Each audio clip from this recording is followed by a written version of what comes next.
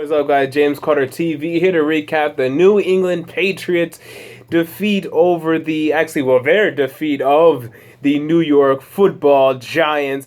And it appeared as if, yet again, Eli Manning was going to kill the Patriots with a last minute, well, maybe not last minute, but last, fourth quarter drive in order to win the game, as he's done plenty of times before in the past. But this time, finally, after how many years it's been, like 8 years it's been, Tom Brady defeated the New York Giants, and it's about damn time. But things look bleak. Things look very troublesome. It took like a last minute, 1 minute and 46 seconds. They had to get a field goal. They drove down the field and they got one, and it took a 54-yard field goal at that, so not a chip shot at all. But again, it appeared as if the Giants, once again, were going to defeat the New England Patriots. I don't know what it is, but the Giants just continue to be a kryptonite for the New England Patriots. I understand that the Patriots won this game, and that's fine. But really, this game shouldn't have been close. The Giants, they're now 5-5. They're a middling 500 team. The Patriots are the best team in the NFL. Really, they are. So you don't expect the Patriots to even be in this game with the New York Giants. But the New York Giants continue to play up to talent and play down to talent, unfortunately, sometimes for them. And the Patriots, though, ultimately, they come out with a victory in this game. They improved to 9-0. But, this game proved to me, and I don't see the Patriots going undefeated. I don't see any team going undefeated. It's just way too difficult. I mean, any given week, you can be upset, you can play poorly, you can have injuries, anything. And I know the Bengals are going to be 9-0 after they beat the Texans tomorrow. So you have the Bengals, the Panthers, and the Patriots. You guys can talk about one of them being undefeated. Go ahead and have that conversation. I'm not going to waste my breath. It's not going to happen. I'm not going to waste my breath and my time and my oxygen talking about things that aren't going to happen. I don't see it. The Patriots, they go to New York, face the New York Jets in New York. They have some other tough games coming up. I think they're going to slip up. I understand they're 9-0. They look really good. Fine. You guys bet on that. I'm going to bet against it, and I'm going to win my money. And as for the New York Giants, though, Eli Manning played well. It's really odd because he's playing pretty well this whole season. Usually when you're getting good production and good quarterback play, you'll see better results out of your win-loss column. And they are. They're improved from last year, but when Eli Manning's playing like this, the Giants would normally at least be a 10-win football team. This team should be running away with the NFC East. But they lost this game, and there's even more difficult games upcoming. So, I don't know who's going to win the NFC East. I guess I'm projecting them right now, but it's going to be tough. They still have a very difficult schedule coming up. I'm going to pull it up really quick for you guys here. That way we can sit down and analyze their upcoming schedule, and I'll pull up the Patriots schedule as well. We can sit down here and we can dissect it. So I believe they have a bye week next week. So they'll be able to take a week off, regroup, and hopefully take advantage of this NFC East that continues to be wide open after the Philadelphia Eagles lost today. The Eagles have no interest in running away with this division. So you have a bye week next week. Then you go to Washington. And I know you beat Washington pretty handedly earlier on this season, but Washington's pretty tough. So that's a tough game. Then you host the New York Jets. That's a pretty tough game. Then you go to Miami. This is a winnable game, but it's not easy. And then you host the Panthers. This is a tough game. You go to Minnesota. This is a tough game. And then you host Philly. These are tough games, guys. There's not one game I look at and I say this is a win. I think the Miami game's a win. I think the Jets is a win, I think, but I'm not sure about that. Are you? Are you willing to bet your money on the Giants winning? They have to win 4 to clinch it, 3 to have a chance. You willing to bet your money on that? Because I'm not.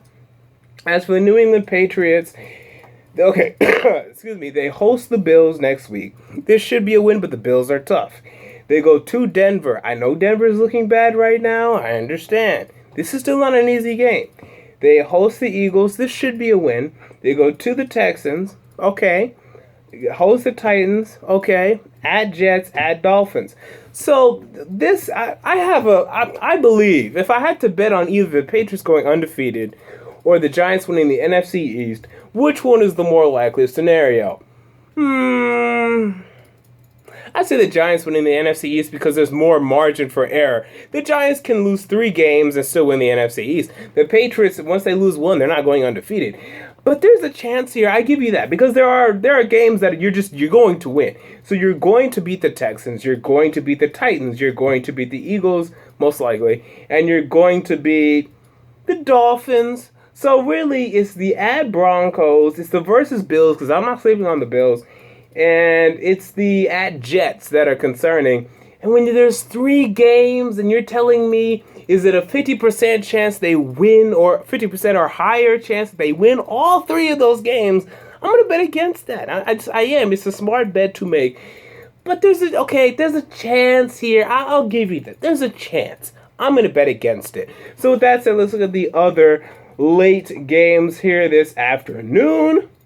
We had the Denver Broncos. They lost to the Kansas City Chiefs 29-13. Peyton Manning looked absolutely horrible, dreadful.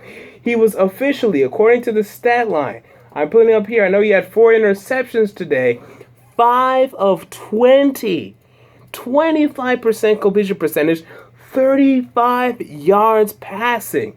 Brock Osweiler took over for him. Peyton Manning was benched this game, and Osweiler came in, was 14 for 24, 146 yards, a touchdown, and an interception. And the interception wasn't great, but it wasn't as bad as what Peyton Manning was doing. So there are issues there. I'm sure they're going to continue to start Peyton Manning, but I've suggested this before. Peyton Manning, honestly, he's he's honestly one of the bottom 5 quarterbacks in the league right now.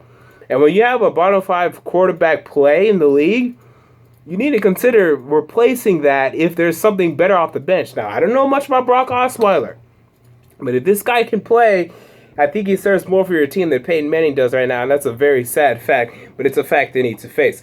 As for the Kansas City Chiefs, hey, good for you guys. You won 4 games now. See if you can get 500, maybe 9-7. That might be a little bit of a stretch, but it's possible. You face the Chargers next week in San Diego, I believe. Won't be easy. Won't be too tough either. So see if you can go down there and win that game. And we had the Minnesota Vikings. They beat the Oakland Raiders. Wow, I'm pretty surprised because I've been low on the Vikings. I mean, they're good. I'm not going to say they're a bad football team. I just don't think that they're ready yet. But they look like they are because right now they're first place in the NFC North. They have a game lead over the Green Bay Packers. And they face the Green Bay Packers in Minnesota next week.